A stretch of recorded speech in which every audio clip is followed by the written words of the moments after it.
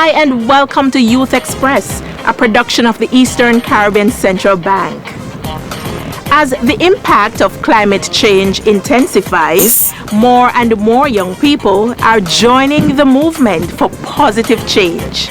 They're leading discussions on climate change, raising awareness, and motivating others to take action.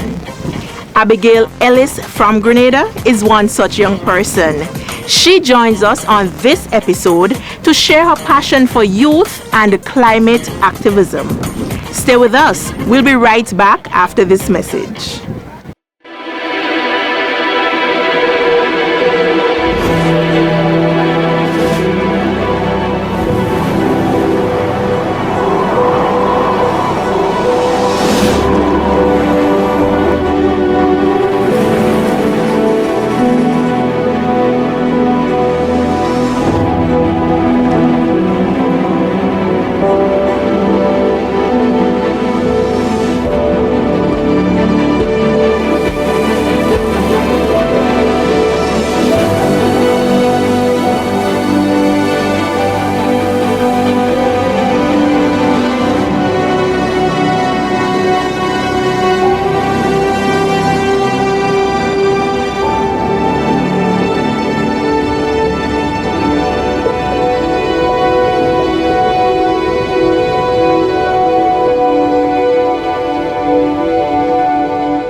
You're watching Youth Xpress.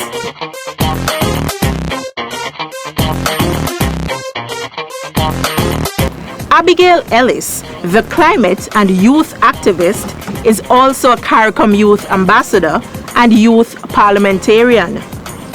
Her climate advocacy started around 2014 when she was a college student and was further heightened when she went to study environmental protection at Grenada College. She said it's hard to ignore climate change when you're living in a small island developing state. We are actually experiencing the reality of climate change.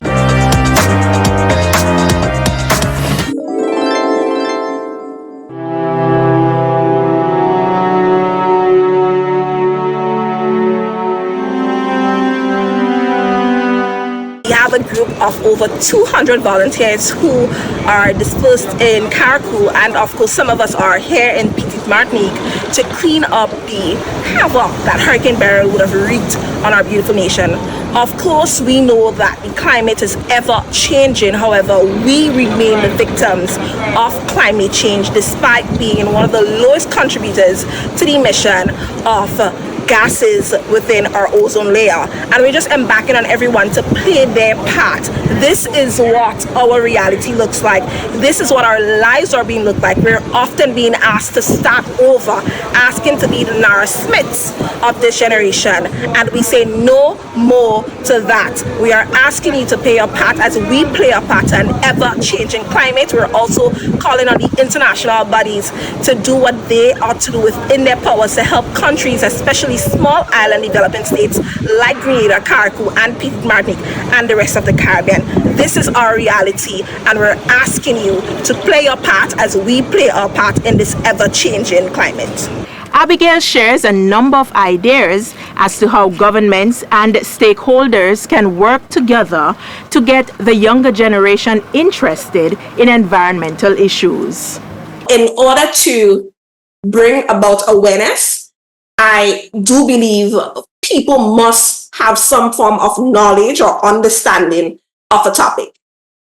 In the Caribbean, and I can speak specifically to Grenada, we normally hear of natural disasters, hurricane, or all things climate only within a particular season, which is the hurricane season. And I do believe that we need to move away from only speaking about these things when it's hurricane season or when we have COP, which is the Conference of Parties, which is the largest environmental meeting that occurs every year. We should not only be hearing about these terms or terminologies or it being forced down the minds and throats of young people around these times. I think we need to be very consistent in our messaging, and there needs to be consistency all throughout the year. Now, in terms of addressing it, I do believe it will take a multifaceted approach, and I firmly believe it needs to start with our education system. Now, in schools, agriculture is not painted as a sexy job. Everybody goes to school, they want to come out as a doctor, a lawyer, a teacher. Nobody says they want to be an environmentalist. Nobody says I'm going to school to come out to be a farmer. As a matter of fact, yes, I am now pursuing a degree to become an environmentalist. However, that was never an option submitted to me at a very young age. It was the very common type jobs, police officers, doctors, etc. So I do believe at a very early stage in our education system, there needs to be a reform whereby environment, climate change, all things to do with that can be introduced to our children. Gone were the days where children would go into the farms with mommy and daddy, grandpa, etc. to plant corn, to plant peas, to do these things. We're not farming as before. And so the older generation, they would have a greater appreciation because it was not only formally taught, but a lot of their teachings occurred informally. And it was as a result of not just the education system in school, but also what they did at home. So yes, we need to address it.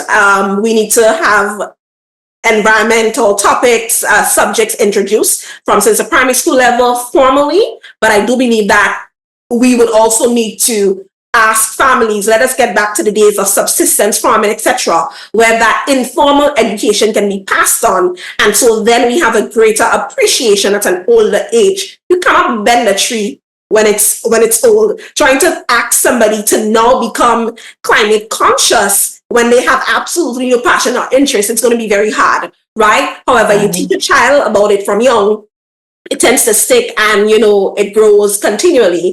And quite frankly, this is a topic that's very passionate to me, so I can go on and list initiatives, but I do believe that there needs to be more platform available for young people to voice their opinion on all things climate related. Being given a platform like we are being given this platform here today, it's going to be a great initiative in not only hearing from young people like myself, but also being able to identify other key young people who are equally passionate. And of course, if that can be done, then we will be revolutionizing Grenada in the sense of changing the mindset of people when it comes to climate and all things climate change. Like I say, yes, we need doctors, we need police officers, we need everybody. However, in the hurricane season, who do we turn to, right? When natural disasters strike, who do we turn to? We turn to the environmentalists, we turn to the adaptation specialists and whatnot. And so every position, every job is needed and necessary.